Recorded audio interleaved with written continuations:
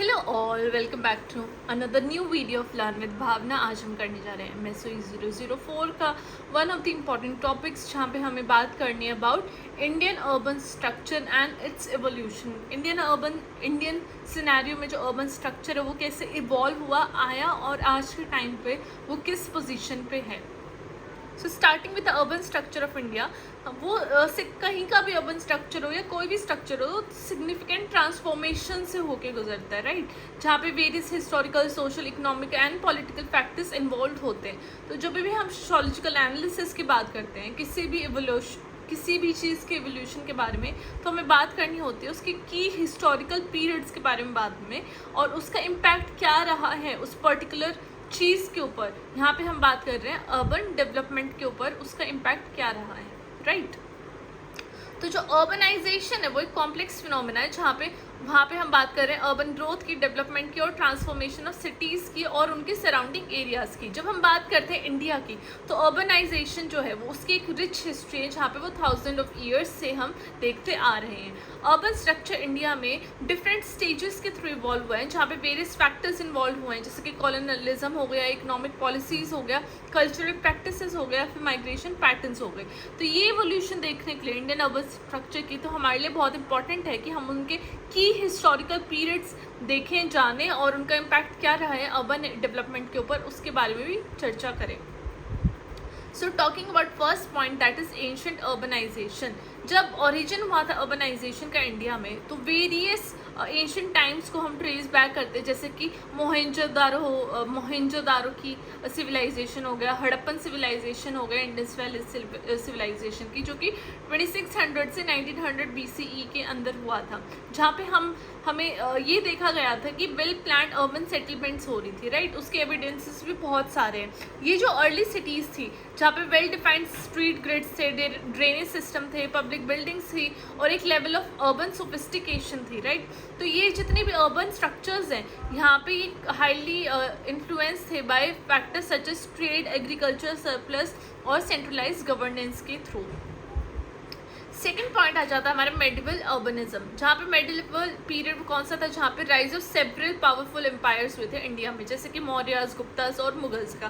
तो इन एम्पायर ने एक क्रूशल रोल प्ले किया in shaping the urban structure, जहाँ पे कंस्ट्रक्शन हुई थी fortified cities, palaces and public infrastructure. Example जैसे कि फतेहपुर सिकरी का हो गया, जहाँ पे कैपिटल सिटी हुई थी एम्परर अकबर के इन 16th सेंचुरी, जिसने कि शोकेस किया था वो आर्किटेक्चरल स्टाइल इस तरीके से, जहाँ पे अर्बन प्लानिंग प्रिंसिपल्स देखे गए थे या फिर उन्होंने इन्वॉल्व किए थे। तो ये जो हायरार्किकल नेचर है सोसाइटी का, जहाँ पे स्पेशल अरेंजमेंट देखी गई थी सिटीज़ की in distinct areas from the ruling elite, merchants and commoners, तो ये सारी चीज़ें देखी गई थी। थर्ड आ जाता हमारा कॉलोनियल इन्फ्लुएंस, राइट। जब यूरोपियन आए थे इंडिया में इन 16th सेंचुरी ऑनवर्ड, तो हम एक प्रोफाउंड इम्पैक्ट रहा था अर्बन स्ट्रक्चर के ऊपर, क्योंकि जो ब्रिटिश कॉलोनी रूल था, पर्टिकुलरली उन्होंने एक इनडिलायबल मार्क छोड़ा था इंडियन सिटीज़ में, जहाँ पे इस्टेब्लिशमेंट हुई थी एडमिनिस्ट्रेटिव सेंटर्स की एंड ट्रेडिंग पोस्ट की by the British east India company, जिसने कि एक फाउंडेशन ले कर दी थी फॉर अर्बन डेवलपमेंट। जब हम बात करते हैं कोलकाता की, जो कि फॉर्मली जिसको कैलकटा बोलते थे, जो कि लेट 17th सेंचुरी में फाउंड किया था, और ये एक इम्पॉर्टेंट कॉलोनियल कैपिटल की तरह इमर्ज हुआ था, और various urban planning principles Britishers ने इम्प्लीमेंट किए थे इसके अंदर। एस्टैब्लिशमेंट ऑफ रेलवेज हो गया, पोर्ट्स हो गए, सिविक अमेनिटीज़ हो गया, तो इसके कैलकटा के अंदर ये सारी चीज़ें लेके आई गई थी, जिससे कि वो एक अर्बन लैंडस्केप में ट्रांसफॉर्मेशन देखी गई थी। फोर्थ आ जाता है हमारा पोस्ट इंडिपेंडेंस इरा। जब इंडिया ने इंडिपेंडेंस गेन की 1947 में, तो एक नेशन बिल्डिंग प्रोजेक्ट आ गया था, जहाँ पे डेवलपमेंट हुई थी अर्बन एरियाज़ की। गवर्नमेंट ने ऐसी पॉलिसीज इंप्लीमेंट की थी, जहाँ पे उन्होंने फोकस किया था इंडस्ट्रियलाइजेशन, प्लान्ड अर्बनाइजेशन और रूरल अर्बन माइग्रेशन के ऊपर। न्यू सिटीज़ इमर्ज हुई थी, जैसे चंडीगढ़ हो गया, भुवनेश्वर हो गया, जिसने कि मॉडर्निस्ट अप्रोच अपनाई थी और अर्बन प्लानिंग हो गई थी काफ़ी साल पहले ही, राइट, काफ़ी अर्ली इंडिपेंडेंट इंडिया के अंदर। हावेवर जो ये रैपिड पॉपुलेशन ग्रोथ थी, इसमें क्या देखा गया, हमें इनएडिक्वेट इंफ्रास्ट्रक्चर देखा गया और सोशो इकोनॉमिक इनइक्वालिटीज़ बहुत ज़्यादा आ गई थी, जिसने कि चैलेंज किया था अर्बन डेवलपमेंट के ऊपर, राइट। ये हम प्रीवियस क्वेश्चंस में बात कर चुके हैं, अगर आपने वो वीडियोस नहीं देखे तो ज़रूर देखिए। फिफ्थ आ जाता है हमारा ग्लोबलाइजेशन एंड कंटेम्प्रेरी अर्बनिज्म। आज के टाइम पे क्या है अर्बनाइजेशन इन इंडिया। तो जब हम बात करते हैं लिबरलाइजेशन की of the Indian economy in early 1990s, तो एक वो टर्निंग पॉइंट था अर्बन डेवलपमेंट के अंदर, जब ग्लोबलाइजेशन और उसकी सब्सिक्वेंट ग्रोथ देखी गई थी आईटी एंड सर्विस सेक्टर्स की, जिसने कि अर्बनाइजेशन की बहुत ज़्यादा एक बूम हुआ था, राइट, जिससे कि इमरजेंस हुआ था न्यू इकोनॉमिक हब जैसे कि बेंगलुरु, हैदराबाद एंड गुरुग्राम का। इन सिटीज़ ने एक रैपिड ट्रांसफॉर्मेशन एक्सपीरियंस किया था, जो कि राइजर्स स्पेशल इकोनॉमिक जोन्स आ गई थी, गेटेड कम्युनिटीज़ आ गई थी और कमर्शियल कॉम्प्लेक्सेस भी बिल्ड हो गए थे। इस तरीके से जो इन्फ्लक्स था रूरल माइग्रेंट्स का, जो एम्प्लॉयमेंट चाह रहे थे, और उन्होंने फर्दर इन्फ्लुएंस किया था अर्बन स्ट्रक्चर को, जिसमें कि डेवलपमेंट हो गई थी इनफॉर्मल सेटलमेंट्स एंड स्लम्स की on the peripheries of the cities. Peripheries क्या होता है, बाउंड्रीज ऑफ द सिटीज़ पे स्लम्स आ गई थी, क्योंकि इतनी ज़्यादा जो इंफ्रास्ट्रक्चर था, जो हाउसिंग थी, वो बहुत ज़्यादा कॉस्टली थी, और वो इतनी ज़्यादा मतलब कि इतनी हाई नंबर में भी नहीं थी कि वो सबकी जो डिमांड्स है वो फुलफ़िल कर सके। इसलिए जो स्लम्स का जो इमरजेंस था वो बिग सिटीज़ में बहुत ज़्यादा देखा जाने लगा, राइट। अब आगे हम बात करते हैं जो कंटेम्प्रेरी अर्बनिज्म इंडिया में, वो वेरियस न्यूमरस चैलेंजेस फेस करता है, जहाँ पे इनएडिक्वेट इंफ्रास्ट्रक्चर है, राइट। इनएडिक्वेट इंफ्रास्ट्रक्चर कैसे है कि लोग इतने ज़्यादा आ रहे हैं, लेकिन वो जो लैंड है वो तो लिमिटेड ही है। लैंड लिमिटेड है तो उससे क्या है, सबको जो हाउसिंग नीड्स है वो सबकी फुलफिल नहीं हो पा रही है, इसलिए जो इंफ्रास्ट्रक्चर है वो इनएडिक्वेट है, सबकी डिमांड्स या नीड्स को फुलफिल नहीं कर पाता है। देन आ जाता है हमारे ट्रैफिक कंजेशन, इतनी ज़्यादा लोग हैं, राइट, तो ट्रैफिक तो होना बनता है, क्योंकि रोड लिमिटेड है, रोड बहुत ज़्यादा नैरो है, तो ट्रैफिक हो ही जाता है। इन्वायरमेंटल डिग्रेडेशन क्यों हो रही है, क्योंकि जो पेड़ हैं उनको काट के वहाँ पे क्या है इंफ्रास्ट्रक्चर बनाए जा रहे हैं, राइट, सबकी जो हाउसिंग प्रॉब्लम्स है उनको फुलफिल किया जा रहा है, इसलिए जो इन्वायरमेंटल डिग्रेडेशन है वो एक बहुत ज़्यादा पीक पे है।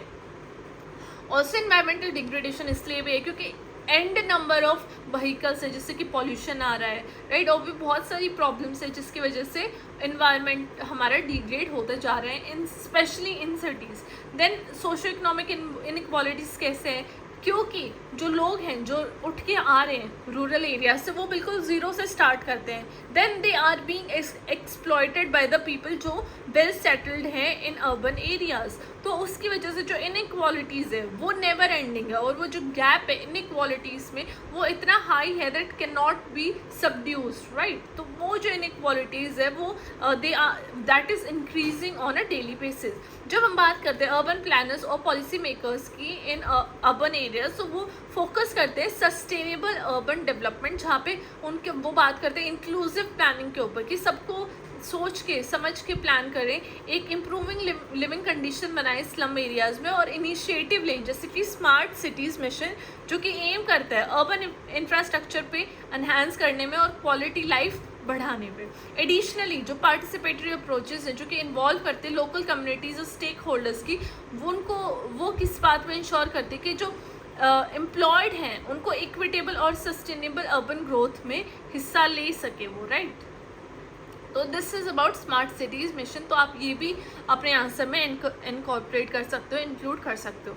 Eight the end I have just concluded the whole answer कि कैसे इवोल्यूशन हुई इंडियन अर्बन स्ट्रक्चर की, और ये कैसे एक कॉम्प्लेक्स इंटरप्ले है हिस्टोरिकल, सोशल और इकोनॉमिक पॉलिटिकल फोर्सेस का, और कैसे जो एंशियंट अर्बन सेंटर्स थे, चाहे वो इंडस वैली सिविलाइजेशन हो गया, हड़प्पन सिटी हो गया, मोहनजोदारो हो गया, ये कैसे मॉडर्न मेगा सिटीज़ में इन्होंने शेप ले लिया बाय ग्लोबलाइजेशन, और इंडियन सिटीज़ ने एक diverse form of development experience की है।